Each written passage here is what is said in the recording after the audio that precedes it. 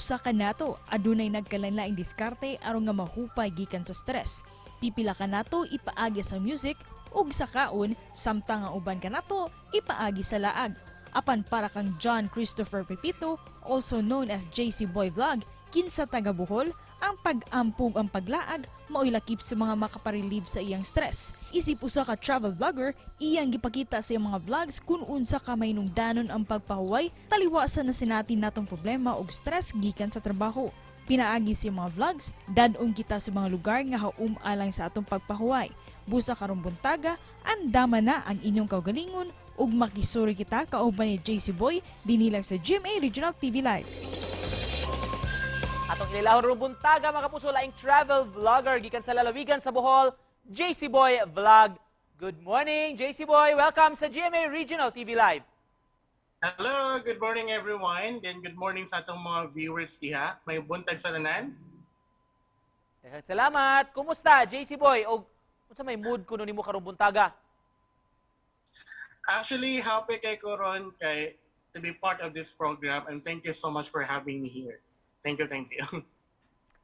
Speaking of mood, what keeps you relaxed daw o kalma bisan kon mas stressed out na panagsa? Actually, pag stress ko, normally nag-pray ra jud ko, meditate, and at the same time, since nga traveler ko, vlogger ko, I usually visit sa mga tourist attraction diri sa Bohol, then nakatabang siya nga makarelax ako. Let's talk about your vlog. Kano sa man ka nagsugod niini og unsa may nakapamotivate nimo nga musud sa pag-vlog? Way back 2020.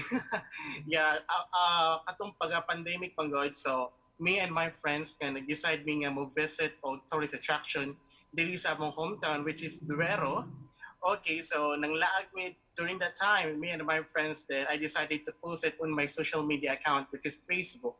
So I was so shocked that after 2 days, nag-trending ang akong photo and video. So at that time, I realized nga, I think this is the best time nga mag-create ko og page, which is JcBoy Vlog. Okay, normally ako mga friends, ginatawag ko og JC, but my full name is John Christopher. So gi-short lang siya og JcBoy. Yes. So after ato, naka-decide ko na mag-create og vlog since I'm a nature lover, then I also love traveling as well. One of your posts sa imong page, JC, yung ka away from the toxic city to a country peaceful life. Nga naman can you please share to us? Okay. So actually living in the city is quite good for me.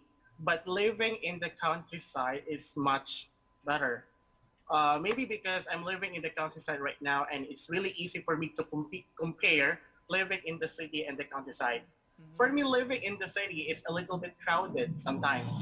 But living in the countryside, believe me or not, but the environment here is really quite good. Isip mo sa ka-travel vlogger, JC, nganong Bohol man is the best place to visit?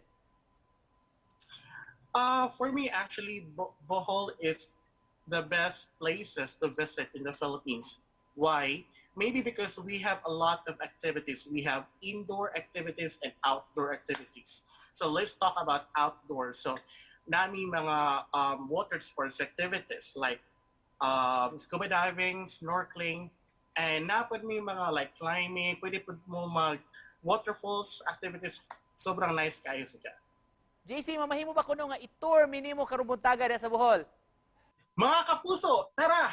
Virtual tour tayo!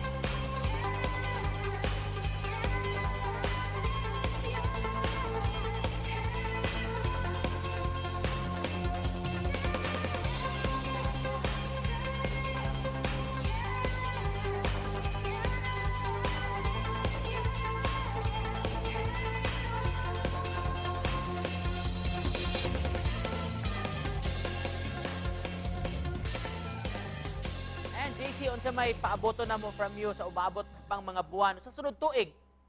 I'm planning to visit different places, not only Bohol, maybe different cities in the Philippines, para to expand my cultural awareness. That's all. Og isip pa na po si JC unsa may mensahe nimo sa atong mga viewers rong buntaga. Ug mamay mo sad ma-promote nimo ang imong social media accounts. Okay, once again, this is JcBoy Vlog. Don't forget to follow, like, and share my Facebook page. And sa tanan nga nagplano nga mag-visit sa Bohol, please visit na sa Bohol. Di yun mo magmahay, grabe kanindot ang Bohol.